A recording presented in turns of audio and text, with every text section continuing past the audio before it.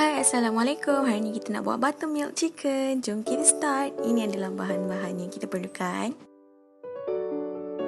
Masukkan serbuk kunyit, garam secukup rasa, serbuk kari dan juga serbuk cili. Kemudian korang gaul sehingga sebati dan masukkan telur. Korang boleh pakai isi ayam, boleh. Ada orang suka tulang, so korang boleh pakai bahagian tulang.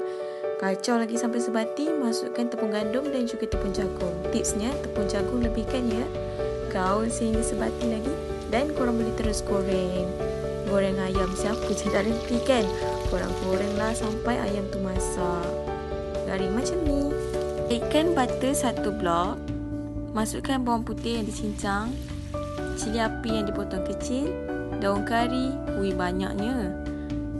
Lepas tu masukkan susu cair 1 tin, susu segar 1 kotak, any brand tak kisah.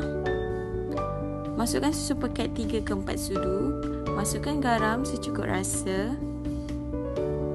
Kacau sampai sebati dan korang boleh masukkan ayam. Korang gaul lagi sampai sebati dan biarkan seketika. Untuk yang tak suka ayam campuran kuah, korang boleh tambah tepung jagung untuk jadikan kuah tu pekat dan ayam tu korang boleh asingkan. Sebab separuh orang suka ayam tu garing kan. Dan korang biarkan seketika, kacau lagi, nanti kuah tu akan jadi pekat macam dalam ni. Dah siap, selamat mencuba.